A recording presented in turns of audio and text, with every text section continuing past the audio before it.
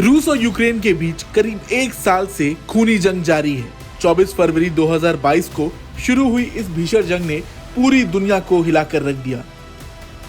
इस युद्ध के चलते जहां यूक्रेन की अर्थव्यवस्था को अरबों डॉलर का नुकसान पहुंचा, तो वहीं यूक्रेन पर युद्ध थोपने के चलते रूस पर जो आर्थिक प्रतिबंध लगा, उससे रूसी अर्थव्यवस्था को बड़ा खामियाजा उठाना पड़ा। लेकिन इन सब के बीच चीन एक बार फिर अपनी हरकत से बाज नहीं आ रहा। चीन अब यूरोप और संयुक्त राज्य अमेरिका के बीच एक नई दरार डालने की कोशिश में लगा है। अमेरिकी विदेश मंत्री ने दावा किया है कि चीन रूस को हथियार और गोला बारूद देने पर विचार कर रहा है।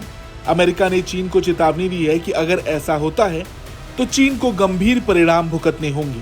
ऐसे में सवाल उठने लगे हैं कि क्या रूस अब भारत के मुकाबले चीन के ज्यादा करीब है। दरअसल अमेरिका के विदेश मंत्री एंटनी ब्लिंकन ने दावा किया कि यूक्रेन से जंग लड़ रहे रूस को चीन हथियार के साथ साथ गोला बारूद देने पर भी विचार कर रहा है।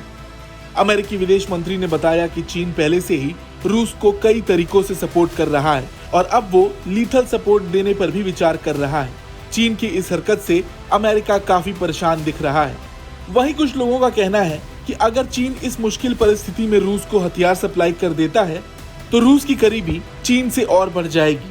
हालांकि इस मुद्दे पर भारतीय अमेरिकी मूल के प्रोफेसर और अंतर्राष्ट्रीय मामलों के जानकार प्रोफेसर मोहम्मद अब्दुल मुक्तदर खान का कहना है कि अगर इस मुश्किल परिस्थिति में चीन रूस को हथियार सप्लाई कर देता है तो यह संभव है कि रूस भारत से ज्यादा चीन को अपना हितैषी मानेगा।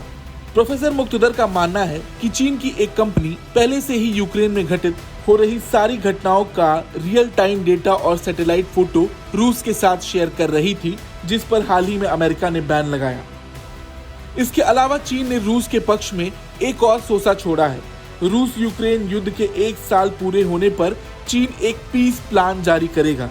इसके लिए वह फ्रांस, जर्मनी और ब्रिटेन से बातचीत भी कर रहा है। इस पीस प्लान का मकसद यह हो सकता है कि ग्लोबली ये संदेश जाए कि यह युद्ध रूस के कारण नहीं बल्कि पश्चिमी देशों के कारण हो रहा है। इससे पश्चिमी देशों में यूक्रेन के विरोध में आवाज उठने की संभावना है। इन सब के बीच रूस के अच्छे सहयोगी देश के रूप में चीन और भारत की सीधी टक्कर है। लेकिन अगर चीन किसी भी तरह इस समय रूस को हथियार पहुंचा देता है तो रूस के लिए यह स्पष्ट हो जाएगा कि इस मुश्किल परिस्थिति में चीन भारत से बेहतर दोस्त है।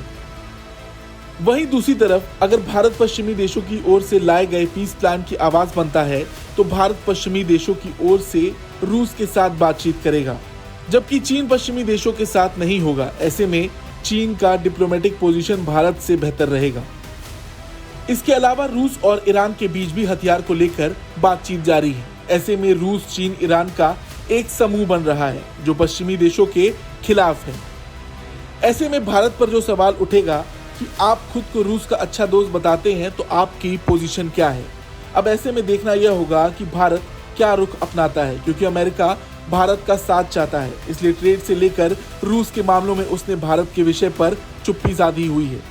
हालांकि भारत को ज्यादा फर्क इसलिए भी नहीं पड़ेगा क्योंकि उसने शुरू से अपना पक्ष साफ रखा है और आगे भी रखता रहेगा। ब्यूरो रिपोर्ट, भारत तक।